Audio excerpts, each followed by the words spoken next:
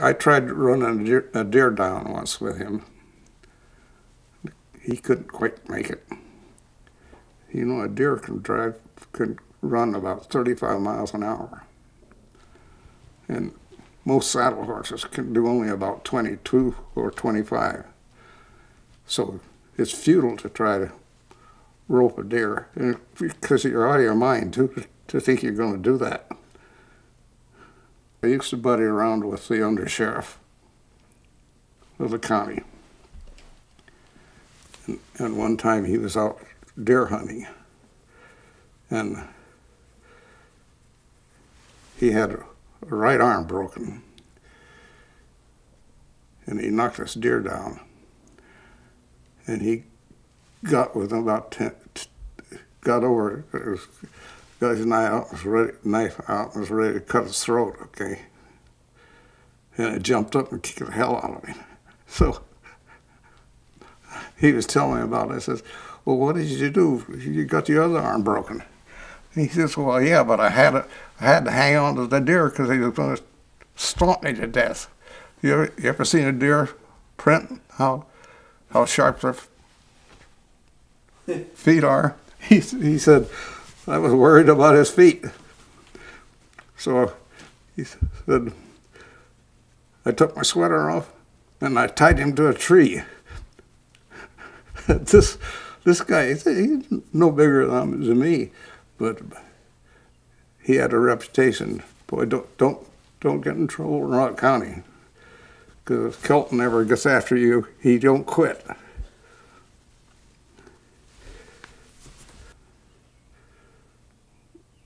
My dad has started a truck line called the Valley Transfer Company, and no, it was C.I. Hallquist and Son, that's what it was. He had a permit. You have to get a permit from the state, so that you can transport animals or whatever. And one day they came, my dad and oldest brother came back from Denver with a load, had taken a load of cattle to Denver, and he said, oh, Norm, go out there and look in the bed of the truck. There's something for you there. And a pair of skis, just regular skis.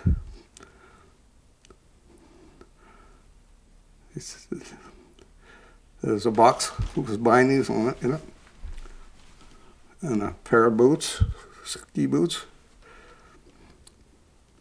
He says, you can have that if you can put it all together in less than an hour. So that didn't take me long. It took me about 15 minutes. When we first came to that ranch, there was a pair of skis there made out of pine, and they were 9 feet long, and they had just a toe strap.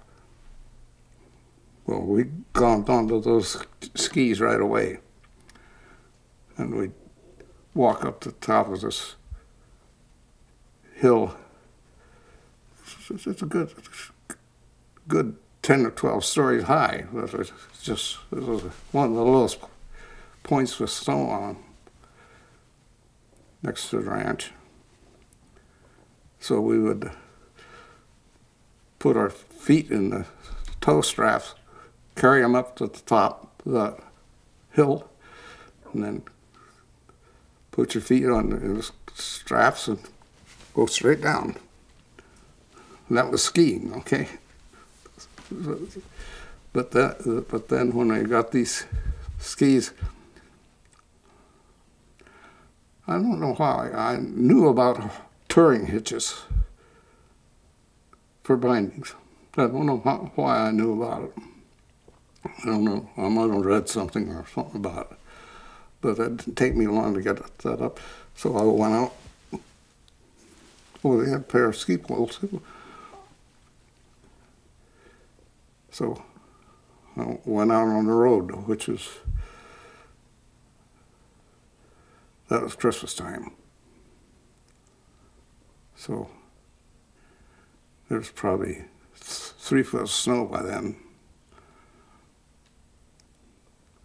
So I went up the road with him.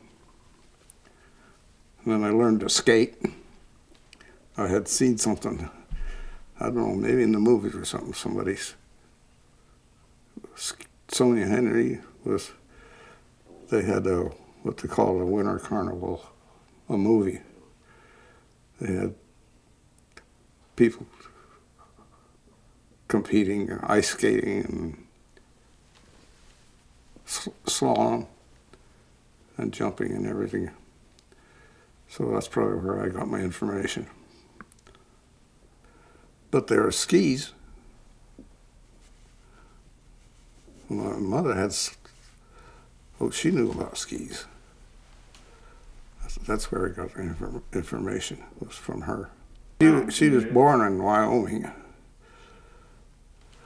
She lived in Wyoming in her youth. And you get lots of snow in Wyoming. I'm trying to think of the name of the town. Lusk, maybe. L-U-S-K. We spent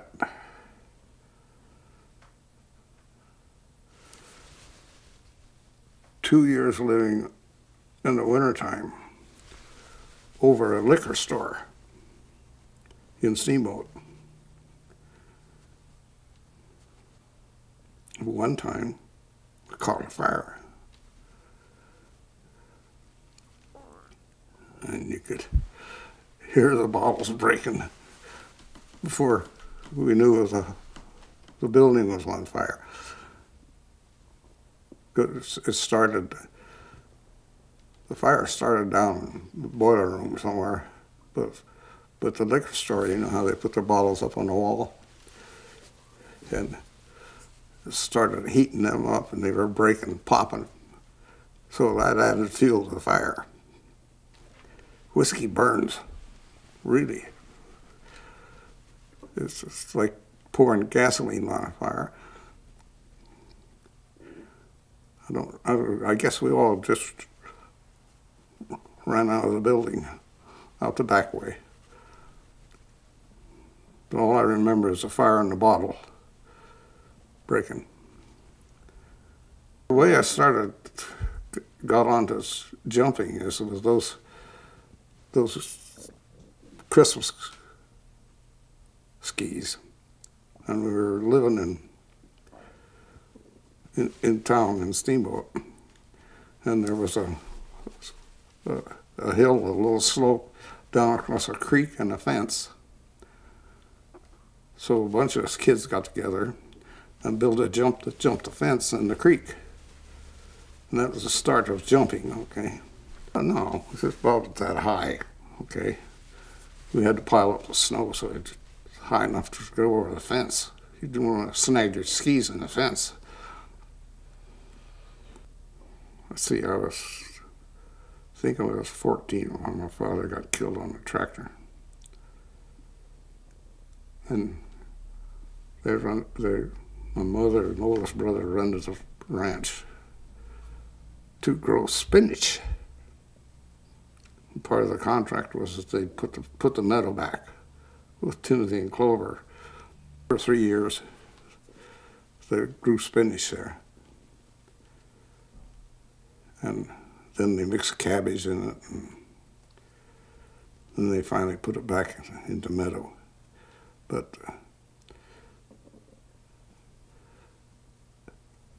now we were living in Steamboat, and my mother bought a house, my brother's kids, and my mother, and a dog in this picture.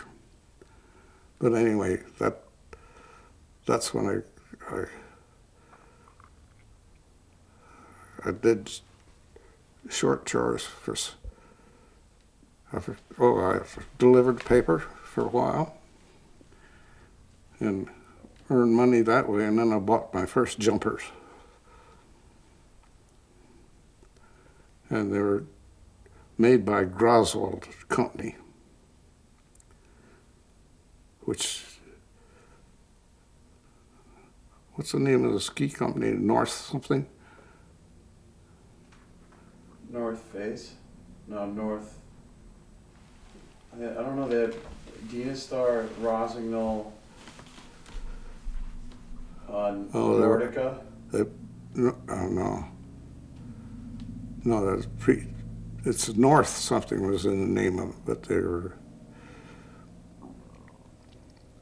they preceded all those Vermont companies because they made all they made were jumpers, and they got a warranty on them. If you break them, they'd replace them. I broke them 3 times. They must have loved you. How'd you break them? Just beating them up, taking them. Well, one time I was at this tournament, and they built a underhill out of logs, and I came off the jump and came off backwards and ended up sticking the heels of the skis in between 2 of those logs. And you can imagine what happened. I didn't hurt myself at all, but it just broke both right off. That was the first time I broke them. The second time I broke them, it was a little jump, and 2 of us. One of the guys that was going to the Olympics in '44, and I were jumping and competing with each other. And I overjumped the jump we were on. Both tips flew off because it was a hard pan. And I did, I broke those skis 3 times, and I never hurt myself once.